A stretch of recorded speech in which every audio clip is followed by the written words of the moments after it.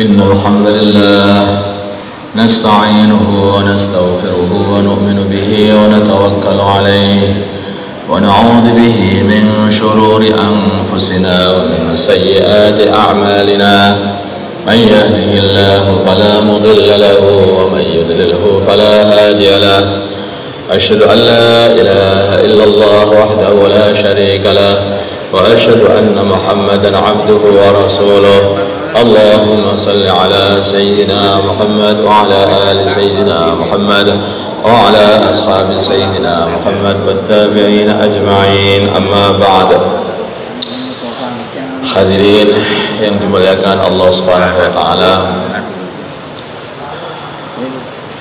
perkara yang paling penting adalah bagaimana kita mendapat ridha Allah Subhanahu wa taala di dunia ini dan nanti di akhirat. Hadirin, manusia hidup di dunia ini bukan untuk selamanya, tetapi manusia hidup di dunia ini hanyalah untuk mampir sebentar, transit. Ini adalah tempat mampir sebentar, sedangkan kita ini adalah dalam perjalanan menuju akhirat. Hadirin yang dimuliakan Allah Subhanahu wa taala,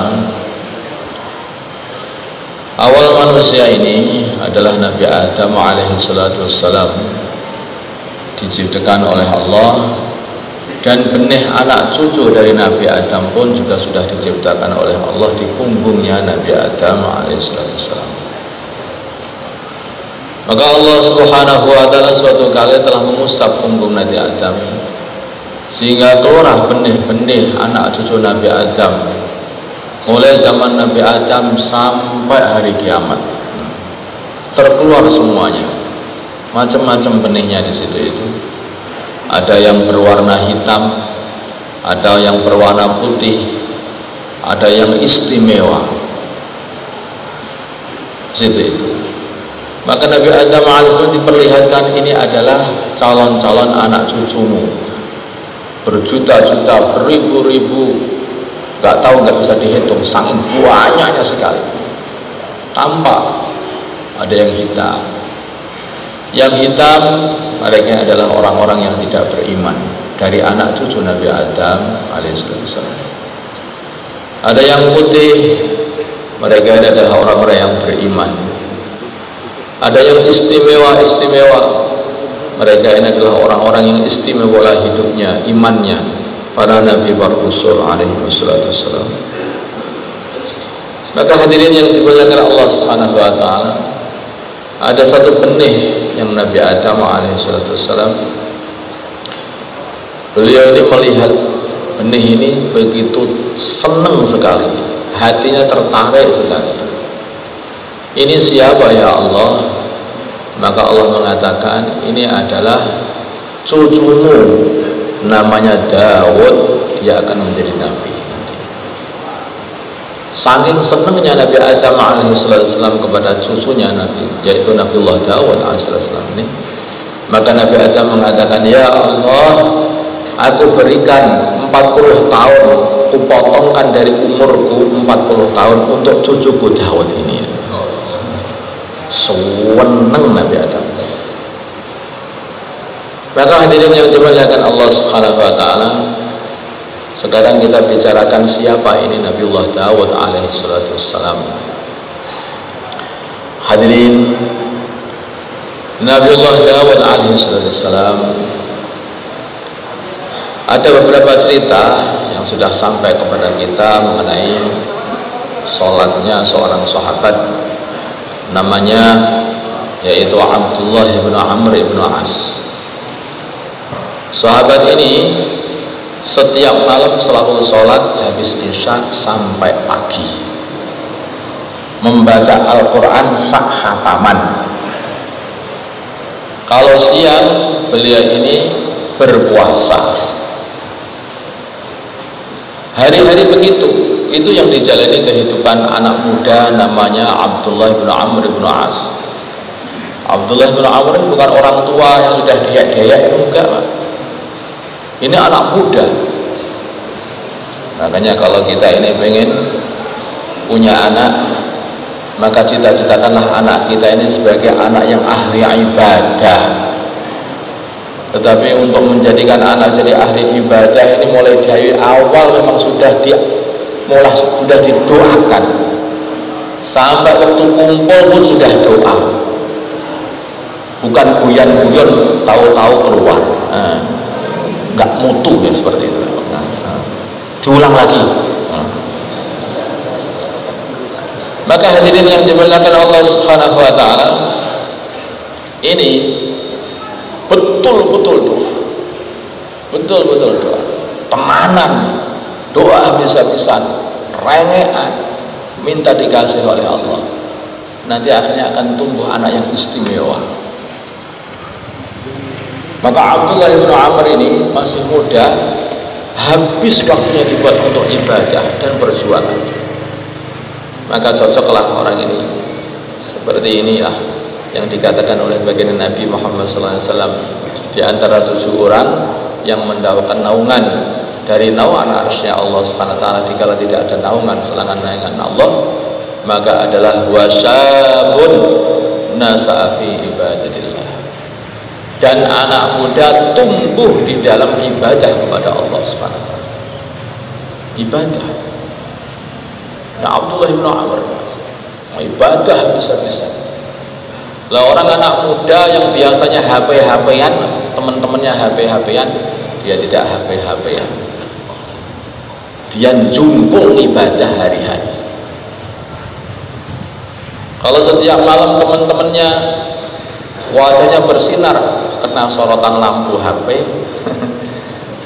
tetapi dia wajahnya bersinar karena dia itu menghadap kepada Allah Subhanahu wa taala. Nah, tuh. Doa setiap malam. Maka akhirnya suatu kali Abdullah ini dinikahkan dengan seorang wanita. Begitu nikah, maka bapaknya Abdullah namanya Amr bin As ini senang kepada menantunya. Maka selalu didatangi menantunya, bagaimana keadaanmu? Alhamdulillah, senang sekali. Bagaimana keadaanmu? Alhamdulillah, senang sekali. Lama-lama ditanyakan, bagaimana keadaanmu? Masya Allah, suamiku ini adalah orang yang soleh. Suamiku adalah orang yang soleh. Siangnya berpuasa, malamnya dibuat untuk ibadah sampai pagi, sampai pisangnya tidak pernah dibuka sama sekali, katanya. Maka hadirin yang dimuliakan Allah Subhanahu wa taala, kaget ini bapaknya. Oh, Abdullah ini gimana? Sudah tawajuhnya hanya kepada ibadah, tawajuhnya hanya kepada Allah. Abdullah dikasih istri yang cantik, pokoknya Gusti Allah. Nganten anyar pokoknya ibadah. Gimana ini? Apa ya ini nganten sama kalian anyar zaman saat ini niku lali jamaah wah ini. Kalau nganten anyar zaman saya ini pol-pole langsung jamaah, langsung seminggu gak pernah di masjid nunggu bojone. Abdullah bin Amr nganten anyar lali bojone. Untuk apa? Untuk ibadah. Kenikmatannya sudah dalam ibadah. Jadi orang itu kalau sudah benar-benar yang dicintai adalah Allah dan utusannya Allah, maka dia itu akan mendatangkan, dan dia itu benci sekali kepada kekafiran, cinta sekali kepada iman. Masya Allah, orang seperti akhirnya dikasih oleh Allah namanya halawatul iman, manis, enak. Maka hadirin yang dimuliakan Allah Subhanahu wa taala, dibawalah Abdullah bin Amr ini oleh ayahnya kepada baginda Nabi Muhammad SAW. Maka ditanya oleh baginda Nabi, wahai Abdullah, Apa yang kamu buat waktu siang puasa bagian Nabi? Apa yang kamu buat waktu malam baca Al-Quran? Seberapa banyak puasamu setiap hari, tidak pernah tidak puasa? Seberapa banyak baca Al-Quranmu satu khataman dalam satu malam di dalam sholat? Ini baca dalam sholat Pak, ini satu khataman dalam sholat. Di sholat tahajudnya itu satu khataman. Abdullah, dirimu ini punya hak, istrimu juga punya hak pada dirimu. Nah, dinasehati oleh baginda Nabi Muhammad SAW. Dikurangi. Udah puasanya 3 hari saja dalam 1 bulan. Wih, kurang baginda Nabi, saya kuat, saya itu nggak masalah itu. Ada orang dikasih seperti itu. Malah kurang-kurang, saking senangnya ibadah. Maka ya sudah, kalau begitu puasanya 2 hari di dalam satu Jumat. Setiap 1 pekan atau 1 Jumat adalah 2 hari puasa atau Senin Kemis. Maka Abdullah mengadakan, saya masih kuat lagi. Kalau begitu puasalah seperti puasanya Nabiullah Dawud alaihissalatu wassalam, yaitu cucunya Nabi Adam yang paling dicintai yang tadi. Maka aku mau cerita Nabi Dawud ini. Tapi Nabi Dawud ini apa? Separuh hidupnya itu untuk ibadah.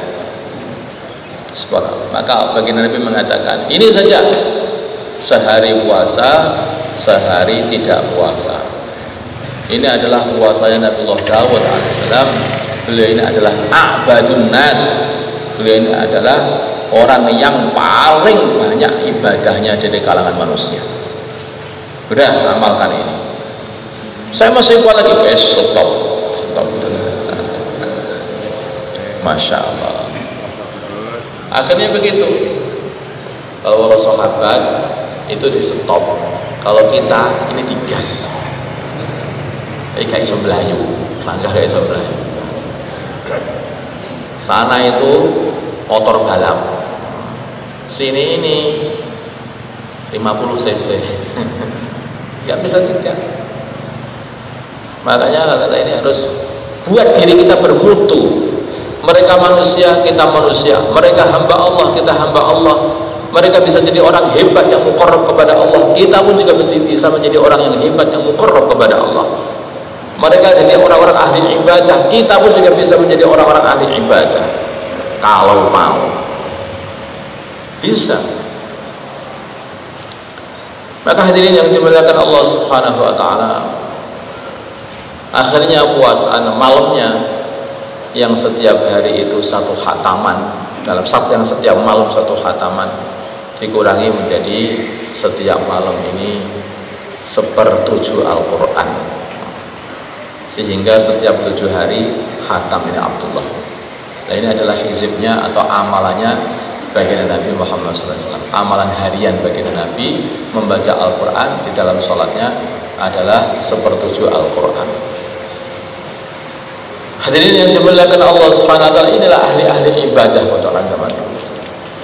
Ini Sayyidina Umar radhiyallahu ta'ala. Kalau sholat juga begitu, 1 khataman. Ini Sayyidina Utsman 1 khataman. Jadi mereka habis-habisan waktu malam itu digunakan untuk beribadah. Sampai para sahabat radhiyallahu ta'ala anhum ini dikatakan sebagai fursanun bin nahar wa rubbanun bil lail. Mereka ini adalah pejuang-pejuang yang gagah berani di waktu siang, dan mereka ini menjadi pendeta-pendeta yang hebat beribadah di hadapan Allah itu di waktu malam. Maka hadirin yang dimuliakan Allah Subhanahu wa ta'ala, kalau malam seumpama kita ini bisa datang ke zamannya sahabat, maka kita akan dapati para sahabat ini selalu membaca Quran, gemeremeng di kampung mereka ini. Gemeremeng di kampung mereka. Kenapa? Mereka sama membaca Al-Quran dengan sholat. Pernah suatu kali mereka itu membaca Al-Quran, salah satu dari mereka membaca Al-Quran waktu sholat. Pada waktu itu membaca surat Al-Kahf. Baca Al-Quran, Bismillahirrahmanirrahim, Alhamdulillah. Saking enaknya bacaannya itu, atau saking khusyuknya, wallahu a'lam, gitu, para malaikat itu datang dari langit. Maka datang lampu-lampu dari langit itu turun. Lampu-lampu turun, banyak lampu-lampu turun dari langit di situ. Maka hadirin yang dimuliakan Allah Subhanahu wa taala, dengan beliau dalam sholat ini, maka kendaraan beliau, hewan beliau, unta atau kudanya itu bengar-bengar saking ketakutan karena ada lampu-lampu yang turun dari langit. Sedangkan di dekatnya ini ada anak bayi beliau yang di dekatnya, yaitu kendaraan beliau, hewannya. Maka akhirnya beliau itu terpaksa membatalkan sholatnya karena pengen menyelamatkan anaknya. Lalu dikatakan kepada baginda Nabi Muhammad SAW, diceritakan kepada beliau, maka baginda mengatakan, tahukah kamu yang turun tadi itu adalah sakinah, malaikat sakinah dari langit, datang dari langit karena mendengar bacaan Al-Quranmu. Coba di orang itu kalau jadi ahli ibadah, teman-temannya betul sampai bisa mendatangkan malaikat.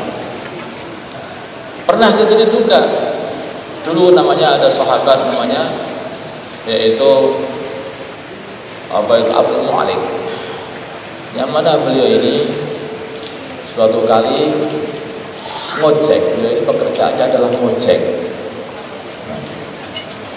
Dan sudah seperti ngojek pakai iman, membawa orang untuk dibawa ke satu tempat. Lalu orang ngojek ini tahu-tahu dia mengatakan, lewat jalan sini saja. Loh, aku nggak tahu itu jalan mana. Ada ini jalan tembus. Saya nggak tahu jalan ini. Kita lewat jalan sini. Saya tahu kok. Dia lewat jalan sini. Ternyata jalan itu adalah jalan yang buntu, tidak sampai jauh, itu jalan buntu ternyata. Nah, di tempat situ sudah nampak banyak orang yang mati, disembelih di situ. Maka si sahabi ini mengatakan, sudah paham, oh aku ditipu, ternyata pelanggan ini adalah perampok. Maka hadirin yang dimuliakan Allah Subhanahu wa taala, sahabat ini mengatakan, kamu pengen apa? Kalau kamu pengen hartaku, ambil saja semua hartaku, biarkanlah aku pergi. Maka perampok ini mengatakan, aku pengen hartamu dan aku pengen nyawamu. Ini perampok nggak bisa kompromi. Sisi kompromi ini nggak mau kompromi. Bukan bondo kok nyawa, tetapi yo bondomu yo nyawa. Maka hadirin yang dimuliakan Allah Subhanahu wa taala, maka sahabat tidak kehilangan akal. Masih ada satu lagi yang bisa menolong aku. Dia tak ajak rundingan, tidak bisa. Tetapi ada satu lagi yang bisa menolong aku, yaitu Allah Subhanahu wa taala, yang aku hari-hari beribadah untuknya. Maka beliau mengatakan kepada si peramal tadi, da'ni usolli ra'atain faf'al, biarkanlah aku sholat 2 rakaat. Sudah betul. Maka peramal itu mengatakan, silahkan sholat. Maka dia sholat. Begitu sholat, dia nangis doa habis-habisan. Surat yang dibaca adalah amman yujibul muttarra idza da'a. Nangis gak bisa meneruskan, ngewel, gak bisa meneruskan, saking tawajuhnya kepada Allah. Sahabat yang tadi yang cerita sebelum ini telah mendatangkan malaikat sakinah. Sekarang sahabat yang ini suara rengekannya nembus sampai langit, didengarkan oleh malaikat yang ada di langit yang lebih 4 sana. Maka langsung malaikat ini meminta izin kepada Allah, ya Allah, ada hambamu yang minta pertolongan di bumi sana, izinilah aku untuk menolongnya. Maka Allah izini malaikat ini, akhirnya turun seketika di hadapannya bermoleh, membawa tombak dengan mata tombak berupa api.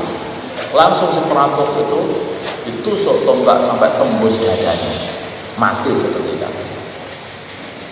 Maka sahabat ini bertanya kepada malaikat itu, Tuhan, siapakah Tuhan? Kenapa Tuhan tahu-tahu muncul dan menolong aku? Maka malaikat mengatakan, wahai sahabat baginda Nabi Abdul Mu'lim, sungguhnya doamu telah menembus sampai langit. Ya, aku dengar rengengan-rengenganmu, aku minta kepada Allah untuk diizini menolongmu, sehingga aku perlu ke sini menolong kamu. Jadi ini bukan berarti orang yang ibadahnya umatan. Kalau orang itu nggak pernah kenal Gusti Allah, nggak pernah kenal malaikat, nggak pernah kenal ibadah, hadirin, terus minta pertolongan kepada Allah, sopo itu? Tidak dikenal. Kalau kita ini kenal dengan seseorang, kemudian orang itu minta tolong kepada kita, ya lah, Tuhan, saya punya kesulitan. Semakin kenal, maka semakin mudah kita akan menerimanya. Saya minta ditolong, langsung kita terima karena kita kenal. Langsung kita terima. Saya minta, saya hutang duitnya, nggak usah hutang, kita kasih aja udah, karena kita kenal. Tapi kalau orang tidak pernah kenal sama kita, datang kepada diri kita, Tuhan, saya minta pertolongan Tuhan. Pertolongan apa Tuhan? Saya itu minta duitnya, innalillahi wa inna ilaihi raji'un. Minta duit, hati-hati, sopo ini. Begitulah. Maka kita pun tidak berani memberi dia. Karena apa? Karena ini adalah orang asing. Siapa ini? Kenapa? Jangan-jangan penipu aku. Jangan-jangan begini. Sekarang kalau orang tidak pernah kenal Allah Subhanahu wa ta'ala, kemudian berdoa kepada Allah, beribadah, berdoa kepada Allah, apa jadinya? Ya sepantasnya kalau dia tidak ditolong oleh Allah, tidak pernah menolong Allah, tidak pernah menolong agama Allah, kok minta pertolongan Allah. Artinya tidak pernah berhubungan dengan Allah Subhanahu wa ta'ala, tidak pernah beribadah kepada Allah Subhanahu wa ta'ala, artinya tidak pernah berhubungan dengan Allah. Selalu bermaksiat, artinya dia selalu melanggar perintah-perintah Allah, semakin jauh dari Allah Subhanahu wa ta'ala. Maka Nabi mengatakan bahwa bercerita kepada sahabatnya, dia ini mengenai ada seseorang yang datang dari safar, yang meletihkan safarnya sehingga rambutnya ini awut-awutan, udah gak karuan, pakaiannya lusuh, memelas begitu. Dia berdoa kepada Allah, ya Allah, ya Allah, ya Allah. Nabi katakan, fa'ina yustajab lah, wa mat'amuhu haram, wa malbasuhu haram, wa ghudhiya bil haram. Makanan, minuman, pakaian, semua haram, dan selalu sekoki dengan barang-barang haram. Maka hadirin yang dimuliakan Allah SWT, kata kepada Nabi, doa-doanya tidak dikabulkan oleh Allah. Tidak perlu lagi, tidak kenal terus di Allah. Maka hadirin yang dimuliakan Allah Subhanahu wa ta'ala, seperti halnya orang yang makan haram, karena perkara haram itu bukan hanya perkara yang untuk diri kita sendiri. Ada satu tugas kalau kita tidak kita tunaikan, itu juga perkara haram. Ada haram karena kita melakukan sesuatu, ada haram karena kita meninggalkan sesuatu. Kita meninggalkan sholat, haram. Kita meninggalkan puasa, haram. Kita meninggalkan zakat, haram. Kita meninggalkan amar ma'ruf nahi anil munkar, ini juga perbuatan haram. Maka kadang-kadang orang kalau bicara urusan haram, maka perasaannya apa-apa yang dilakukan atau yang dimakan. Padahal perkara itu haram itu juga ada, yaitu sebab meninggalkan sholat, meninggalkan puasa, meninggalkan zakat, meninggalkan amar ma'ruf nahi munkar, meninggalkan menolong orang Islam. Semua adalah perbuatan haram yang menjadikan doa-doa kita tidak dikabulkan oleh Allah. Maka dalam urusan amar ma'ruf nahi munkar, baginda Nabi Muhammad SAW memberi wejangan kepada kita, memberi peringatan kepada kita. La ta'murunna bil ma'ruf wa la tanhauna 'anil munkar aw la yusikanallahu ayusila 'alaikum 'adaban min 'indihi fad'una lahu fala yustajabu lakum. Au mau beramar ma'ruf nahi munkar atau tidak? Kalau tidak, maka Allah akan turunkan azab dari langit, musibah dari langit kepada kalian. Dan kalian akan berdoa kepada Allah, ya Allah, ya Allah, dan doa-doa kalian tidak akan diterima oleh Allah. Banyak melakukan perkara haram. Maka hadirin yang dimuliakan Allah Subhanahu wa taala, ini ibadah yang mendatangkan husnul Allah. Ibadah yang mendatangkan husnul Allah. Maka dikatakan lagi satu wejangan dari baginda Nabi Muhammad SAW. Beliau mengatakan, wa ma yazalu 'abdi, atau dalam satu ayat, wa la yazalu 'abdi yataqarrabu ilayya bin nawafil hatta uhibbah fa idza ahbabtuhu kuntu sam'ahu alladhi yasma'u bihi wa basarahu alladhi yubsiru bihi wa yadahu alladhi yabtisu biha wa rijlahu alladhi yamshi. Tidak henti-hentinya hambaku mendekatkan diri kepada aku dengan amalan-amalan ibadah tambahan. Sudah fardu lengkap, ditambah lagi dengan ibadah-ibadah nafil. Saking senangnya kepada Allah.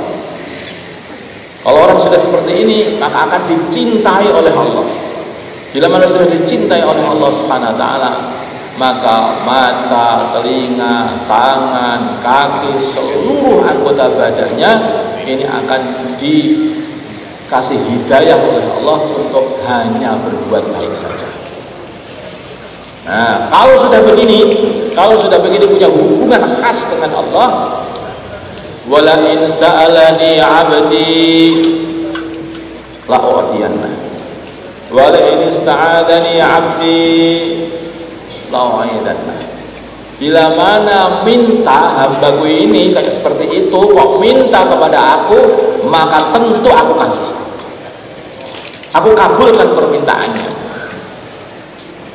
Bila hambaku yang seperti itu yang mendekatkan diri kepada aku seperti itu, minta perlindungan kepada aku, maka mesti tak lindungi dari seluruh para bahaya. Jadi jangan salahkan Allah. Kalau ini doa saya doa kok nggak dikabulkan. Nah, terus ya Allah manggil kamu sholat yang kabulkan kamu sudah. Saya doa kok nggak dikabulkan juga, sama dengan kamu. Nah, itu agama Allah merusak di depan matamu, kamu tenang saja. Nah. Satu lagi berkata begini, satu lagi berkata ini, ternyata semuanya itu hanya gara-gara kita ini tidak punya hubungan baik dengan Allah. Kalau kita punya hubungan dengan baik dengan Allah, muqarrab kepada Allah, perbanyak ibadah, maka akhirnya doa-doa kita akan dikabulkan oleh Allah Subhanahu wa taala. Insyaallah bagi